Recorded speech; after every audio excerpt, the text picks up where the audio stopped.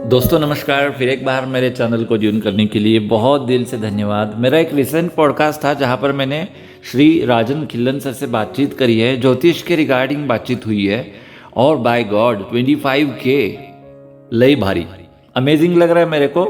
लेकिन ना एक्चुअली मेरा हर पॉडकास्ट इस तरह से दौड़ना चाहिए। एक्चुअली ये कुछ भी नहीं है, कम से कम 1-2 लाख व्यूज़ तो आने चाहिए ना। उसके लिए आप मुझे हेल्प करेंगे, सपोर्ट करेंगे, ऐसा उम्मीद करते हुए आज का जो टॉपिक है उसमें मैं डाइव इन करने वाला हूँ। उससे पहले ज़रूरी सूचना, रिमाइंडर, अभी तक अगर सब्सक्राइब नहीं किया है तो तुरंत सब्सक्राइब कर लीजिए, और अगर किया है subscribe thank you so very much. दूसरों को भी बताइए। अब बिना किसी देरी के चलिए शुरुआत कर देते हैं।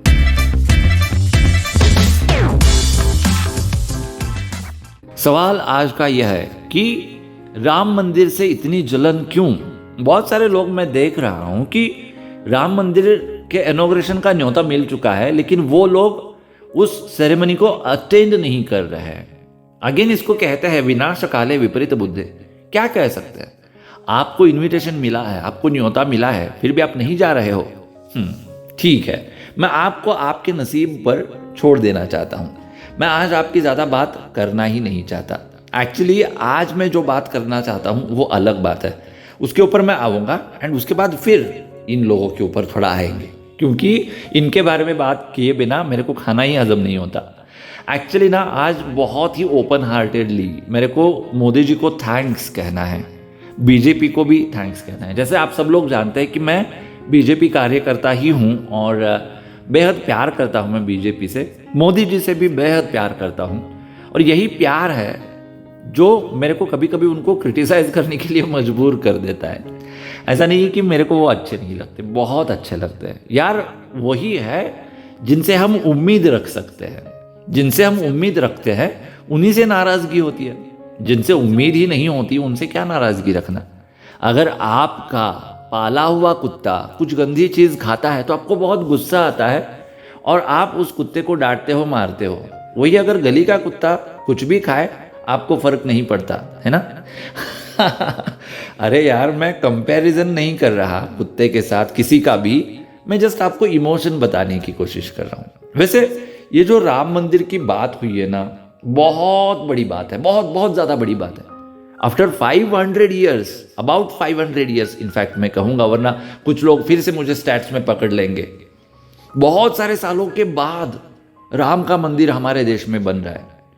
ये विडंबना, मतलब किस तरह से मैं इसको एक्सप्लेन करूं, मैं इस बात को रखूं, समझ में नहीं आ रहा। भारत के आराध्य कौन है? प्रभु श्री राम। प्रभु श्री राम भारत के हर इंसान के कैरेक्टर में है, हर इंसान के ब्लड में है, हर सनातन के ब्लड में है।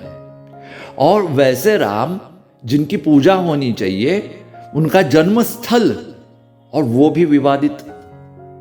जब कभी कभी मैं जब राम जी के बारे में सोचता हूं तो मुझे बहुत बुरा लगता है।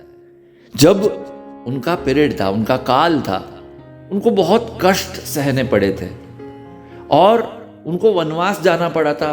पत्नी वियोग, पुत्र वियोग, गुरु वियोग, पिता वियोग, और आज की डेट में भी वही हो रहा है। मुझे लगता है ना कि प्रभु श्री रामचंद्र हमारी ना परीक्षा लेते हैं। वो देखते हैं कि हम इस चीज को रिएक्ट कैसे करते हैं। कुछ लोग कहते हैं कि राम मंदिर की क्या ज़रूरत है, हॉस्पिटल बनवा दो, वहाँ पर कोई और चीज़ बनवा दो। ऐसे नहीं होता। हर चीज़ का एक महत्व होता है और उस महत्व के रिगार्डिंग अगर आप चलेंगे तो आप जिंदगी को बेहतर तरीके से जी पाते हो। हर चीज़ में इस तरह से क्वेश्चन मार्क लगाने वालों से मैं पूछना चाहता हूँ, ये जो राम मंदिर विवाद के बारे में आप इतना बढ़िया बयान दे रहे हो, क्या किसी और रिलीजन के बारे में जिनका मुख्य स्थान है उसके बारे में आप इस तरह से बात कर सकते हो क्या? और वैसे मैं इन लोगों की इन्फॉर्मेशन के लिए बताना चाहता हूँ, बहुत बड़े बड़े जो मंदिर आज भी हमारे देश में हैं वो बहुत सामाजिक कार्य करते हैं। शिक्षा प्रदान करना हो या फिर हेल्थ के सेक्टर में, जैसे कि पुट्टपर्ती में सत्य साई बाबा जी का जो मतलब हॉस्पिटल है, वो तो माइलस्टोन एग्जाम्पल है। अब वैसे देखा जाए तो एक सनातन संत थे सत्य साई बाबा, लेकिन उन्होंने क्या किया? उन्होंने अस्पताल खोला। जब आप पुट्टपर्ती को जाएंगे तो आपके समझ में आएगा कि कितना बड़ा हॉस्पिटल है जहाँ पर हार्ट, किडनी, आँख और तरह तरह की बाकी चीज़ों के लिए भी treatment absolutely free of cost available की जाती है। एब्सोल्युटली फ्री ऑफ कॉस्ट, वहाँ पे कोई कैश काउंटर है ही नहीं। और ऐसे बहुत सारे संस्थान हमारे देश में हैं। और ये काम आपसे करवाता कौन है? उसी का नाम है राम। और उसी राम का भव्य मंदिर हमारे देश में होने जा रहा है। बहुत खुशी हो रही है मेरे को। देखिए, कभी कभी ना आप किसी को एक नज़र से देखने लगते हो तो वही आपका नज़रिया डेवलप होने लगता है, उसी को आप कंटिन्यू करते हो। लेकिन ज़िंदगी में ऐसा नहीं करना चाहिए। मैं अपनी बात कर रहा हूँ। पिछले कुछ दिनों से मैं क्रिटिसाइज कर रहा हूँ मोदी जी, बीजेपी, आरएसएस को, लेकिन वो बहुत प्यार भरा क्रिटिसिज्म है। आज अगर राम मंदिर भारत के देश में हो रहा है तो वो मोदी जी की वजह से हो रहा है, ये मेरे को मानना पड़ेगा। मानता हूँ वो कोर्ट का फैसला था, मानता हूँ इसमें बहुत सारी चीज़ें ऊपर नीचे हुई है, लेकिन फिर भी जो मिला है वो बिल्कुल भी कम नहीं है। और इसलिए मोदी जी को, बीजेपी को मेरे को थैंक्स कहना है। मतलब आपके 100 गुना भी मैं माफ़ कर दूंगा एक ही चीज़ के लिए कि आपने राम मंदिर बनवाया। अब यहाँ पर कुछ की फैक्टर्स है जिनको एड्रेस किए बिना मैं आज का पॉडकास्ट ख़त्म ही नहीं कर सकता।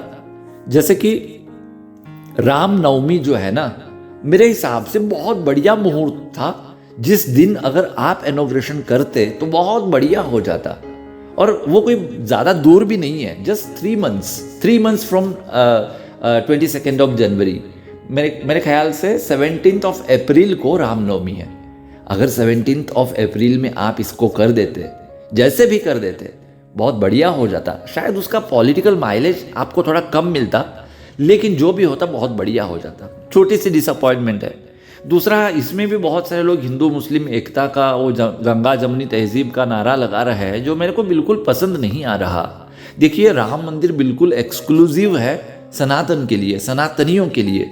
वहाँ पर भी अगर आप यही गंगा जमुनी तहजीब, हम संदेश देना चाहते हैं वाली गांधी जी वाली लैंग्वेज बोलेंगे तो उसका बहुत गलत असर पूरे देश के ऊपर पड़ेगा, पूरे सनातन के ऊपर पड़ेगा, पूरे जनरेशन के ऊपर पड़ेगा।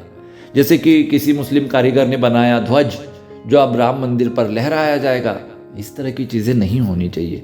अगर कोई मुस्लिम राम के भक्ति में लीन होना चाहता है तो उसको मैं कैसे रोक सकता हूँ? वो शबनम शेख है ना, जो पैदल मुंबई से अयोध्या जा रही है, उसका विरोध मैं कैसे कर सकता हूँ?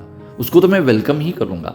लेकिन जो लोग इसके आड़ जाकर फिर से पॉलिटिक्स करने लगते हैं, हिंदुओं को डाइल्यूट करने की कोशिश करते हैं, सनातन का जो स्पिरिट है उसको डाइल्यूट करने की कोशिश करते हैं, तो मेरे को अच्छा नहीं लगता। बस ये थोड़ी नाराज़गी मैं जताना चाहता था। बाकी राम मंदिर के लिए मोदी जी को जितनी बार मैं थैंक्स कहूँ बहुत कम है। आपको आश्चर्य लग रहा होगा कि मैं इतनी कैसे तारीफ कर रहा हूँ। क्यों ना करूँ? आखिर मैंने आपको कितनी बार बोला है कि मोदी जी को मैं अवतारी पुरुष मानता था, भगवान ही मानता था। इतना करीब मेरे दिल के मोदी जी है। और राम मंदिर जैसा बढ़िया काम करने के बाद भी अगर मैं उनको क्रिटिसाइज करूँगा तो शायद प्रभु श्री रामचंद्र भी मुझे माफ़ नहीं करेंगे। और इसलिए जो अच्छा है उसकी मैं तारीफ ही करूँगा। यहाँ पर जैसे कंट्रोवर्सीज होने लगी इनविटेशन को लेकर कि बहुत सारे शंकराचार्यों को इसका इनविटेशन नहीं मिला, फिर बाद में उनको इनविटेशन दिया गया। आडवाणी जी थे और आपके मुरली मनोहर जोशी जी थे। ये बहुत ही मतलब अनफॉर्चुनेट है, मैं कहूँगा। इस चीज़ को बहुत ही सफाई के साथ हैंडल करना चाहिए। जब आडवाणी जी को ये पता चला था कि राम के बिना बीजेपी का कोई आधार नहीं है, तो उन्होंने डिसीजन लिया था और उन्होंने पूरे देश में रथ यात्रा निकाली थी। वो जो रथ यात्रा थी ना, वो रथ यात्रा क्या थी? वो बीजेपी को आइडेंटिटी दिलाने वाली एक बहुत बड़ी मूवमेंट थी, जिसका माइलेज आज भी बीजेपी को मिल रहा है। और वैसा एक भव्य दिव्य काम करने वाले आडवाणी जी, अब अगर वोटिंग होती है तो अखबारों में फ़ोटो आते हैं, मीडिया में खबरें आती हैं कि 105 साल के बुजुर्ग ने बजाया मतदान का अधिकार, उसके लिए हम कितनी सारी सुविधाएं उपलब्ध कराते हैं। तो आडवाणी जी के लिए, राम और हमारे मुरली मनोहर जोशी जी के लिए, इनको ना बहुत अच्छे से ग्रीट करना चाहिए। इन्होंने जो त्याग किया है, इन्होंने जो बलिदान दिया है इन लोगों ने, उसकी सराहना होनी चाहिए और उनको भी एक तरह से वहाँ पर उनका सत्कार होना चाहिए, ऐसा मेरे को लगता है। बाकी खड़गे जी है, सीताराम येचुरी है, बहुत सारे लोग हैं, जो मतलब उनको न्योता तो मिला है लेकिन वो इस प्रोग्राम को अटेंड नहीं करना चाहते।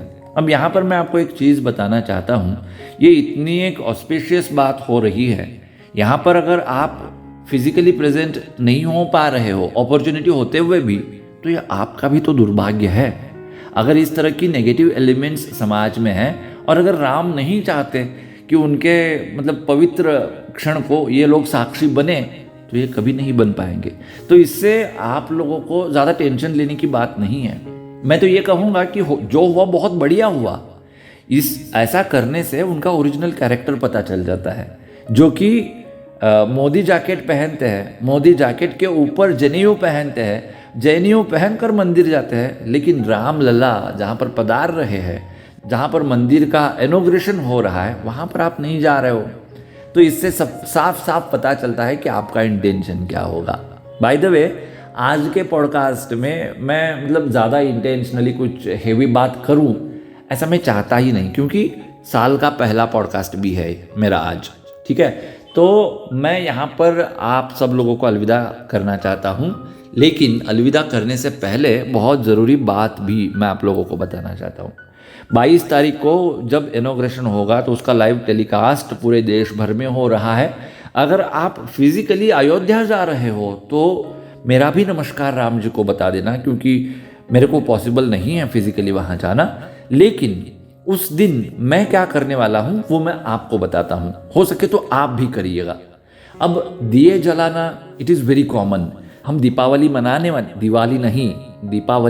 वाले हैं 22 तारीख को, तो हम दिए तो जलाएंगे, हम बहुत अच्छे से रोशनाई करेंगे, आतिशबाजी भी करेंगे। उसके साथ ही राम नाम का जप करना ये बहुत ज़्यादा ज़रूरी है। आपके घर में आप सार्वजनिक या फिर वैयक्तिक कार्यक्रम कर सकते हैं जहाँ पर आप राम नाम का जप करें।